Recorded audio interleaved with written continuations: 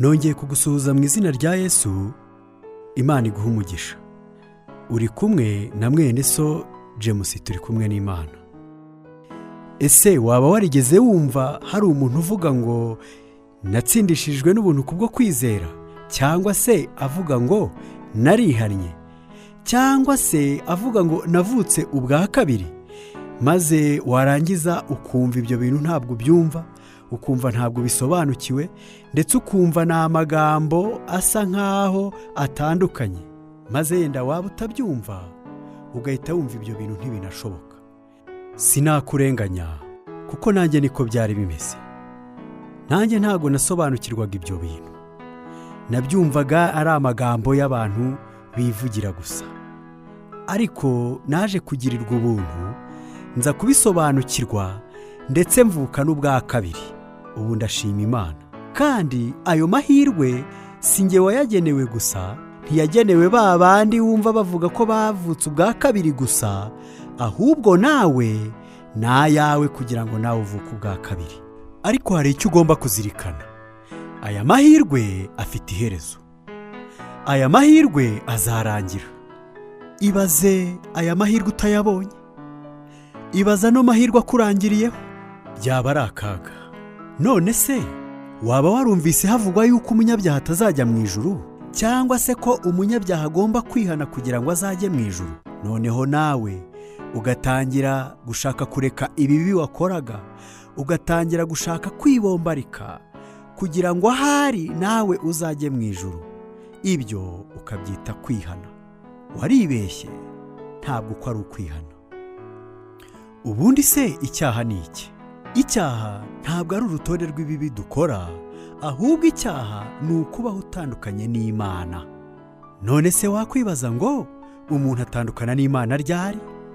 Umuntu atandukana n'Imana uhereye ku kuvuka kwe, nk'uko ijambo ry'Imana ribitubwira muri Zaburi igice cya 58 uhereye ku murongo wa 4.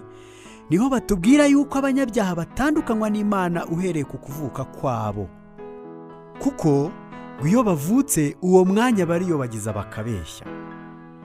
None se muvandi, niba waratandukanye n'Imana ukivuka, ukaba ugize imyaka runaka nawe uzi ugize, ukaba uri umusaza, ukaba uri umukecuru, ukaba uri igikwerere, ukaba uri umusore, ukaba uri inkumi, ukaba uri umugabo cyangwa ukaba uri umugore, ese utekereza ko niba waravutse utandukanye n'Imana, none uyu munsi ukaba ugejeje iyo myaka uzi neza yuko utigeze wongera kugirana isano nayo, ukeka ko wajya mu ijuru? Reka da, ndakurahiye, nta nubwo wahahingu. Nanone kandi ijambo ry'Imana ryongeye kubitubwira neza muri Zaburi igice cya 51 umurongo wa 7, aho Bibiliya yatubwiye ngo dore naremanywe gukiranirwa, mu byaha nimo mama yambyariye. Umuntu akivuka ari agahinja kamwe tujya twita ngo ni agatagatifu, iyo kakivuka kakigera ku isi, wakwibaza uti none se niba bimeze gutyo, ubwo tuvuka turi abandi? Niba tuvuka tutandukanye n'Imana, ubwo tuvuka turi abandi?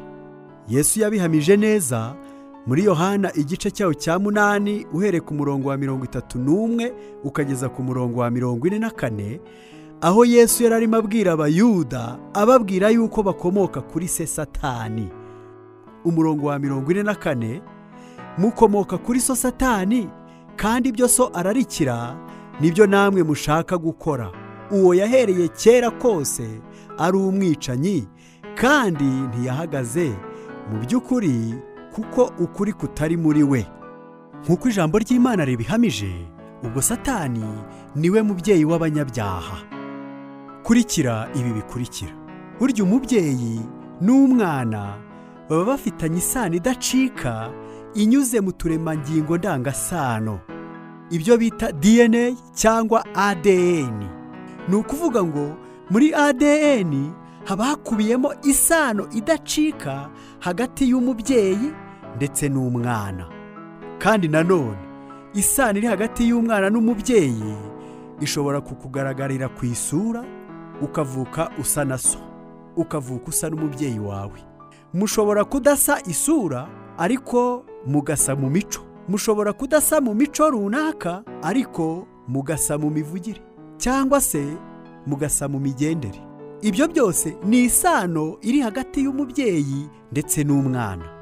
None se ubwo uturemangingo turi hagati yacu ndetse na Satani turangwa n'iki? Ndagira ngo ukurikire ano magambo ari muri Yohana igice cyaho cya 8 uhereye ku murongo wa 37.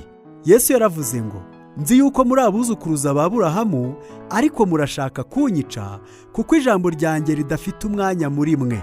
Njyeho ibyo nabonanye Data nibyo mvuga, kandi namwe nuko ibyo mwumvanye so nibyo mukora. Baramusubiza bati, Aburahamu niwe data. Yesu arababwira ati, iyo muba abana ba Aburahamu koko muba mukora nk'uko Aburahamu yakoraga. Ariko none dore murashaka kunyica, kandi ndi umuntu ubabwiye iby'ukuri, ibyo numvise ku Mana, nyamara Aburahamu we ntiyagize atyo. 41. Ibyo mushaka gukora ni nk'ibya so. Ibyo mushaka gukora ni nk'ibya so. Mu yandi magambo, isano iri hagati y'umuntu ndetse na Satani iramwemerera gukora nk'ibyo Satani akora. Niyo mpamvu ibyo Satani akora nibyo n'abantu bakora. Ku bw'ibyo, uhereye kera Satani ni umwicanyi, abantu baricana. Satani ni umusambanyi, abantu barasambana. Satani ni umujura, yabiduhayeho. Ibyo twita ibyaha byose bizanwa n'isano dufitanye na Satani. Ubwo rero, niba mu kuvuka kwacu kwa mbere twarabyawe na Satani, hakenewe undi wongera kutubyara bwa kabiri, ari we Mana, kugira ngo adukure mu maboko ya Satani. Hari ikindi ngira ngo umenye. Burya umubyeyi wese iyo abyaye umwana ahita amwandikisha mu ndangamuntu ye. Satani akikubyara uhita wandikwa mu ndangamuntu ye, aricyo gitabo cy'urupfu. Ariko nanone iyo uvutse ubwa kabiri ukabyarwa n'Imana, uhita ukurwa muri ya ndangamuntu ya Satani, aricyo gitabo cy'urupfu, ugahita wandikwa mu ndangamuntu y'Imana, aricyo gitabo cy'ubugingo. Noneho ugahita witwa umwana w'Imana. Ubwo rero mu buzima bwawe ukiri hano ku isi, usigara ufite ibihe bibiri ushobora guhamya, ukavuga uti kera nari uyu, ariko none ubu ndi uyu. Kubera yuko n'Imana ubwayo ibiguhamya. Iyo dusomye mu rwa mbere rwa Petero igice cya 2 umurongo wa 9 ndetse n'uwa 10, niho noneho dusanga Imana irimo iduhamya nk'abana bayo nyirizina. Iravuga iti, ariko mwebweho muri ubwoko bwatoranyijwe, abatambyi b'ubwami, ishyanga ryera n'abantu Imana yaronse, kugira ngo mwamamaze ishimwe ry'abahamagaye, ikabakura mu mwijima ikabageza mu mucyo wayo w'itangaza. Imana iba yaragukuye mu mwijima, hahandi wavukiye, hahandi muri bya byaha, ibigukuye hahandi wari uri utandukanye nayo, noneho ugasigara witwa umwana wayo. Umurongo wa 10 niho havuga ngo, kera ntimwari ubwoko, ariko none muri ubwoko bw'Imana. Kera ntimurakababarirwa, ariko none mwarababariwe. Mu yandi magambo, usigara noneho ufite ibihe bibiri. Usigara noneho uvuga uti, njyewe kera nari uyu. Kera nahoze kwa Satani. Naje gusobanukirwa yuko navukiye kwa Satani kandi mvuka ntandukanye n'Imana. Ariko noneho ubu ngubu nagize amahirwe binyuze mu kuvuka ubwa kabiri. Ubu sigaye nitwa umwana w'Imana. Imana irampamya kuko kera sinari ubwoko bwayo, ariko ubu ndi ubwoko bw'Imana. Kera sinari nakababarirwa, ariko uyu munsi narababariwe. Uwiteka akugirire neza. Uwiteka aguhe umugisha, kandi aguhe kwifuza kuvuka ubwa kabiri. Aguhe gusobanukirwa neza yuko wavutse utandukanye n'Imana, maze nawe wiyandukuze mu gitabo cya Satani, wandikwe mu gitabo cy'Imana. Nibyo ngusabiye, nanjye mbyisabira mu izina rya Yesu.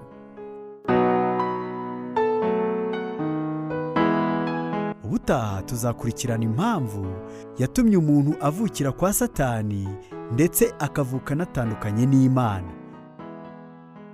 Mana ikiranuka, urakomeye ibihe byose kandi ufite imbaraga zishobora gukura umuntu mu mwijima zikamugeza mu mucyo wawe w'itangaza.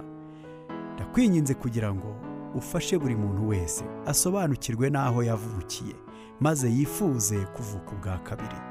Mbisabye nizeye ko biduhereye ubuntu mu izina rya Yesu. Amen.